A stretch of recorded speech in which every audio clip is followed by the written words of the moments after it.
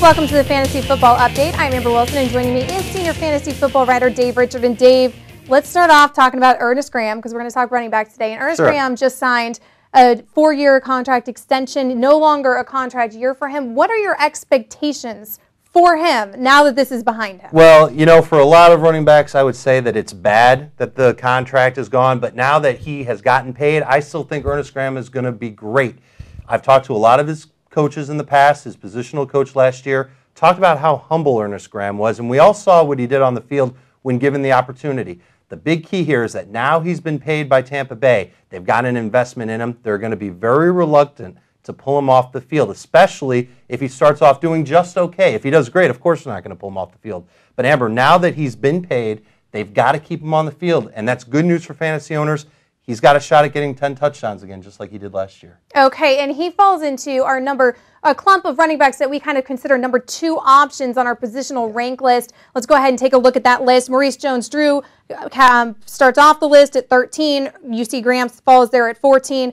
A whole bunch of other names on this list. Don't they? Well, that's what I was going to ask you. Is there any breakout on this list that's really, noteworthy? Amber, if there was a breakout on this list, they'd be listed at number 14. Right. Jones-Drew is about as close as you're going to get just because he's going to get so many total yards, and he gets in the end zone so many times during the year. You can almost throw all these guys under the rug, and whichever one crawls out is the one that you get as your number 2 running back. And so the strategy here is this. If you're in round 5 and you've spent your first pick on a stud running back, and then say your next 3 picks were spent on quarterback and wide receiver, you've got a nice core already, you're probably looking at this list somewhere between 19 and 23. Any of those running backs will be there for you in round 5. Draft them then. It's not so bad. All these guys have a shot at least 1,000 yards and 6 touchdowns. In a couple of cases, I think some could be a little bit better, some a little bit worse, just based on what we've seen. And in the case of McFadden, who's at 24, just totally hyped up. He's probably going to go higher than round 5 in every draft this year. Absolutely. How well do you actually expect him to do? Because you know he is definitely going to go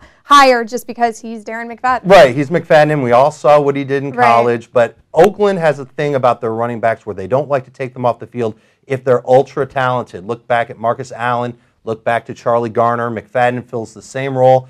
Amber, I really think that Oakland's going to build almost every offensive package to revolve around McFadden. He's going to be on the field a lot, even when Justin Fargas is on the field. And everybody fell in love with Fargas last year. I don't think he's a good one this year. McFadden, good shot at 1,500 total yards. I think the touchdowns are going to be an issue, though. Okay, all right. Well, looking at this list, there's a lot of names on here that wouldn't have been on here last season. There's big names like Julius Jones, Edge, who keeps just slipping every season, it seems like. He's 30 now. Right, well, that's all right. I'll give him a pass. All right. Well, I mean, a lot of people are passing on him. That's the thing about Edge. There you go. Well, Thomas Jones, here's a guy who totaled 2 touchdowns all of last year. You have him on the list. Yep. Which is, this is still a pretty solid list, and obviously McFadden wasn't even in the NFL last year. Definitely looking very different than this list looked last Let's talk about Thomas Jones, because 2 touchdowns last year. He became a nightmare to own in fantasy football because he barely gave you 100 yards a game. The Jets went out and they added Alan Faneca, who's an A-plus left guard, going to put him in between DeBrickashaw Ferguson and Nick Mangold on that offensive line. Amber, Jamal Lewis last year added, he was in Cleveland. He had Eric Steinbach added as his left guard. They drafted Joe Thomas at left tackle. They had Hank Fraley at center. How did Jamal Lewis do last year with that added, improved, beefed-up offensive line? And you think that Thomas Jones is going to follow suit here? It's the exact same formula. All right. And Thomas Jones should do much better with that improved offensive line. I'm drafting him in a lot of my leagues. He's kind of a round 4 pick for me because I'm high on him. I think he's got a shot at about 6 or 7 total touchdowns, maybe 1,200 total yards. It's good enough for me to be my number 2 running back. All right, Jones, we'll give you another season to prove yourself. All right, some also quick notes here. Kevin Jones, he held a workout. He drew the attention of 4 teams, including Detroit, which, what? Crazy that the Detroit Lions would go and look him up like that. But the bottom line is that he's going to be a reserve somewhere in the NFL if he plays this year. He's the rare unsigned running back right now that might be worth a late-round pick in a deeper league.